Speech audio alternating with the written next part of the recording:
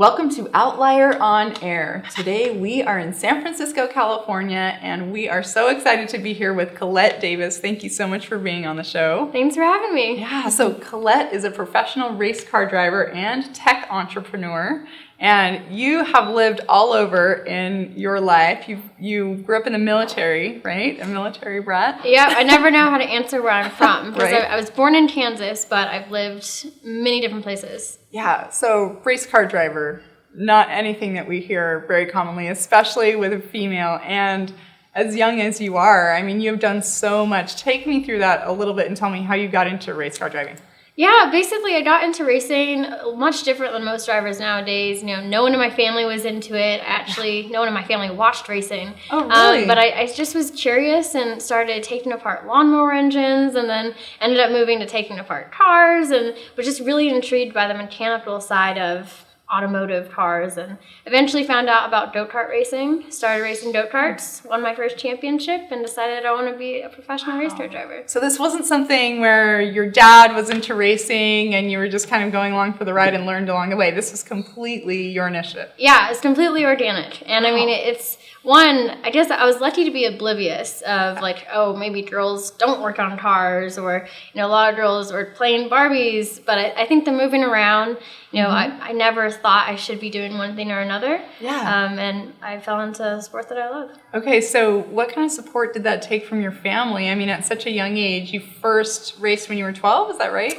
Around 12, 13, I started racing. Mm-hmm. Okay, so first of all, how did you know that you could do that? I mean, most 12-year-olds are just trying to figure out like what to wear to junior high or something. You know, how'd that even come into your mind as a possibility, and then how did you pursue it? I think mainly I was just curious, like I said, taking apart cars. I was really interested into it. You know, I went to my first Indy car race when I was 11, and I didn't know go-kart racing itself was a sport. So when I found out it was, I somehow convinced my grandpa, I grew up with my grandparents, to get me a go-kart and let me test it out. So we went and found a good one that we could get, started testing, and he got really into it. So was this in Colorado? This was in Colorado, yeah. Okay. Wow. Not a racing hub, but they do have some awesome go-kart racing tracks, and actually they do have a couple racetracks there. It's just not big of a sport. Yeah, so what kind of cars do you race now? Now I'm pursuing IndyCar. Okay. So next year I'm looking to make my debut in the Indy Light Series, which is essentially the last professional step of racing you take before you get to the top, which is IndyCar. So they have primetime TV. They go around with IndyCar. I'm not sure what the equivalent like basketball is, whatever it is, before you make it to the top. So I'll be doing that next year. Wow. Okay. So how long have you been racing then, since you started at 12, 13? I guess like 6-7 years. And then tell me about the awards that you've won. I mean, you were named, the top Formula One driver in the world or something? No, not yet. Hopefully that would be in the future. Okay, I'm sending you good vibes then. Yeah. You've done some pretty amazing future vibes. Yeah, I was able to, in 2013, represent Team USA on an international F1 development platform, which was crazy. Ferrari sends their factory drivers there that they're grooming for Formula One, and I hadn't touched a car in a while, and I was just like, let me just jump in and do it. Wow. And Team USA ended up doing really well for the testing period, and I've won in multiple types of cars. I've set track records in the U.S. and really just trying to set my career up and position it to have a great long-term career. Wow, so you're kind of a girl in a man's world with racing, right? A little bit, let alone tech. But what kind of difficulties have you encountered in that space? I think I've grown up being in so many different male-dominated industries. I mean, I went to college for mechanical engineering when I was 16 years old. So when I was 16, I was already in mechanical engineering, only girl in class everywhere. Before that, only girl on the racetrack. And now even in technology and entrepreneurship, still a very big minority. And like I said from the beginning, I think I was just lucky to be oblivious. I usually just tell people I had the gift of being oblivious, literally, because I didn't let me being the only girl make me nervous or kind of shy me away from things. Yeah, so it sounds to me like you just made up your mind and it really hasn't been a difficulty for you. Is that right? Yeah, I mean, I definitely... Maybe when I was starting in go-karts, like I would dress really down and make sure I didn't wear any makeup and really didn't like embrace my feminine side, but now obviously I like bright colors, I like sparkles. I'm much more comfortable like being a woman in like a man's world, basically. But it's something I've just grown up with and got used to. Yeah, and now you're doing some really amazing things with tech. You've teamed up with someone who's really amazing that we're going to interview here in a minute, Hermione Way, and you're building a tech platform. Can you explain that to me a little bit more? Yeah, we just launched TechDrive, which is essentially going to be the tech crunch for a niche focus of innovation and all things travel. So the brand around TechDrive, we're starting now as a news source just to focus on everything from green. One of our categories is green and sexy. Mobile startups in the travel space, the Ubers, the Lyft. Companies like Tesla, and for me, really focusing on the innovation that's going on in racing. And the short pitch for TechDrive is more techie Top Gear 2.0. We want to do some really cool videos and really build a brand around that. Oh, well, you have the elevator pitch down for sure. And I'm sure that that's helped because now you're actually involved in an initiative involving Richard Branson, from what I understand. What's coming up with that? Yeah, that's sort of another initiative that I'm working on. And most of even TechDrive, it relates to racing. The things I'm working on all go back to, to my career as a driver. But I'm forming Mai Tai Racing, which is going to be an initiative under a group called Mai Tai Global, which is a global group of amazing influencers and entrepreneurs, Richard Branson among them, Bill Tai, Susie Mai, Elon Musk, just great innovators that come together. And it started around the sport of kiteboarding. So these amazing deals, investments would be made on the beach, and we're sort of taking that same curated experience and moving it around the sport of racing. So the very first Mai Tai racing experience is going to be in Las Vegas next month. So I'm really getting excited with that. Don't know, Richard Branson may not be there. We're talking about some other guests, Elon Musk, Shervin Pishavar, just another phenomenal VC here. So how does this event work? I mean, with the kiteboarding and the racing, you're basically gathering people together, the investors and the startups, which I'm sure have been vetted beforehand. And is that recreation just a reason for them to get together and make it fun? And then there's like a pitch competition, or what events are around that? I think it's around the whole concept of you learn way more about a person in an hour of play than you do in an hour of conversation or years of conversation. And we're really just trying to create an experience where you may not know that guy started Salesforce or is head of product at Facebook, but you're just all brought around a curated experience. You get to know people, and then eventually you're, hey, I want to learn more about your business. I want to invest in it. We do pitch startups ahead of time to come and pitch this exclusive group of individuals that we've brought together, and really it's a great platform to launch companies and easily access some of the most influential people in the world right away. And hopefully we'll keep growing and doing more racing events. So is this tied in with the tech company that you have here with Hermione? I think TechDrive, we're definitely going to push content through the Mai Tai racing events. I mean, we're going to be doing racing Ferraris and Lamborghinis and McLarens, and if we do some stuff with Tesla and Elon Musk is there, I mean, it definitely falls under the niche space that we want to cover with TechDrive. So what's the main thing that you want your consumers to come away with TechDrive? I mean, obviously that's exciting and fun. Is it also, what else? Tell me like the 1-2 things that you really want them to come away with. We want them to know this is a place where you'll find that niche content on Silicon Valley innovation of all things travel. I mean, I think it's such a hot topic right now, and every single day you'll see more and more evidence that Detroit is really moving to Silicon Valley. GM has set up an innovation lab here, and Nissan has set up an innovation lab here. Tesla, BMW, it's insane. Detroit is literally moving to Silicon Valley. And I think since that trend is picking up, that there's going to be more and more things to talk about, more and more content for consumers to have. And, if we can be on the forefront of all that, then, the better for us. So tell me about your racing career from here. You're doing this tech company, you're doing this amazing event, which I'm sure takes a lot of coordination, a lot of faith, a lot of deposits. Right? But what's coming up for your racing career, and what kind of demand does that have on you? Yeah, so basically, what brought me to San Francisco, Silicon Valley, was that I got a scholarship from VC Tim Draper, and he gave me a scholarship to do his entrepreneur school. And at that school, he basically helped me form a startup around my racing career as an athlete. Mm-hmm. And what that really means is when you look at any sort of professional athlete at the top of their game, they are multi-million-dollar generating businesses. They themselves, through sponsorships, endorsements, merchandise, sure. It's a business.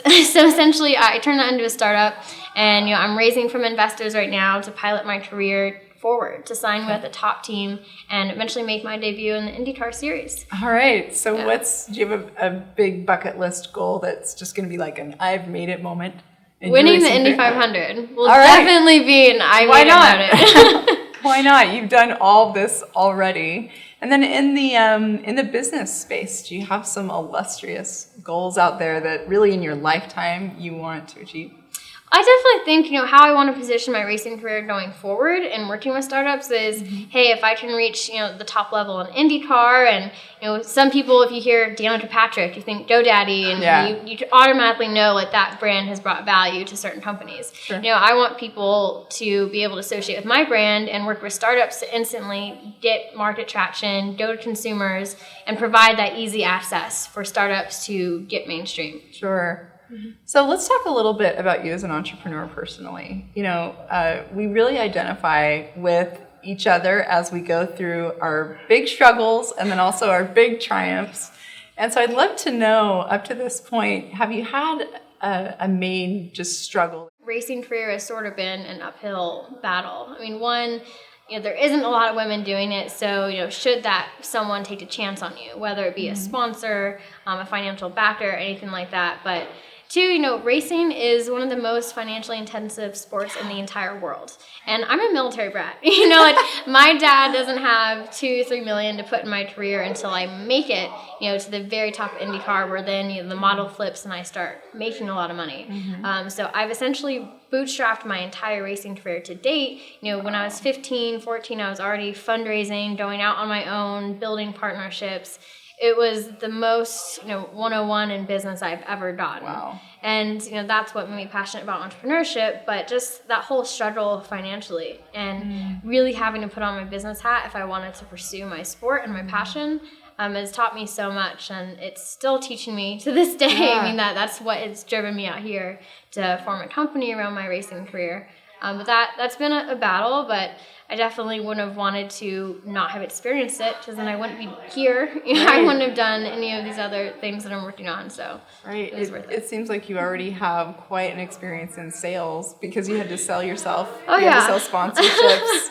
And it's funny. I'm literally I'm with the Collete Racing Corporation. That is me. That's my career. That's my image, my brand. Yeah. So it's definitely funny, going into investor meetings when you're like, invest in me. Hi. Yeah, for sure. Yeah, it's different.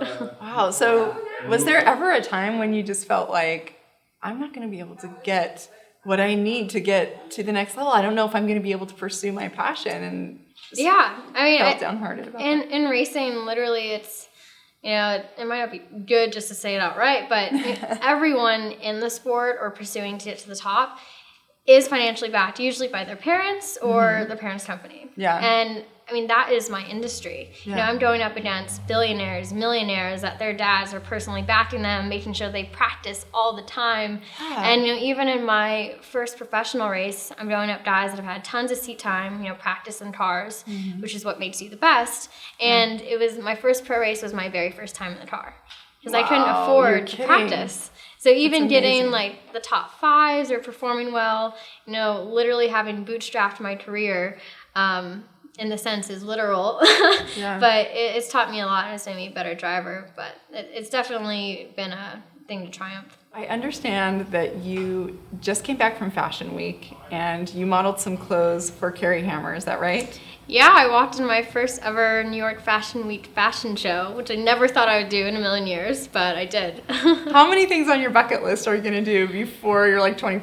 That one wasn't even on my bucket list, but now it was, I guess. But so tell me about that event. What was that all about? Are you a supermodel now? Of course. No, but they did it. So Carrie Hammer is an amazing, not only person, but designer. and Terry Hammer is her clothing line. Yeah. And she started this whole movement last year where she, for the first time, used role models instead of runway models. So she got together really powerful, influential women, technology CEOs, and pro athletes, and did the revolutionary show and got tons of traction in media for it. Wow. And this was the following year, so this is her second time doing it, and it was an official New York Fashion Week show. So normally there's only 30 official ones, and then there's obviously tons of other ones, and this was one of them, and I was one of the models for it. So what was that experience like? First of all, how did you get involved? Did they just reach out to you? Yeah, so I'd known of Carrie for a few years now, and she reached out to me last year to do the show. I couldn't make it, and I told myself I'm going to make the next one if she does it again, and she did. So she reached out, and I jumped at the opportunity. So tell me about the experience for you. What was Fashion Week like? It was overwhelming and insane, but totally awesome. Basically, we didn't really get training ahead of time. Like, none of us are professional runway models. Sure. The whole time I'm just like, I don't want to fall, don't fall. And no one did, which is great. But it was, super high energy, surrounded by these amazing women. The female CEO and founder of Hint Water is also walking with us, and women from Bloomberg. So it was just a great energy, and I think that's what just made the whole show a success. So what did you wear? I wore a jacket by Terry Hammer, along with a business skirt. So her line is for like the woman CEO and women in technology and just business professionals. And it was a great show. And That's excellent. I love that. Did you get to go to some other shows while you were there? I didn't. So I actually got sick like right after I did the fashion show. So I ended up coming back home early. I wish I didn't. But next year I'm going to try to make it to more of the shows. Oh, how fun. I imagine that these adventures just bring up some really great opportunities that you get to pursue. Oh, yeah. I mean, just the network alone from the women that she's bringing into these shows was so amazing. I mean, not only are we part of an amazing movement and message to like young girls across the world by doing like role models instead of runway models, but we're networking with other like-minded women. So it was really a great experience. Oh, that's amazing. Yeah. So we would love to look up more about you and your tech company and your personal brand online. What are the websites that we can visit? Collete Racing is my personal website. That's COLLETE Racing. Okay. And my company TechDrive is just techdrive.co. And are you on Twitter?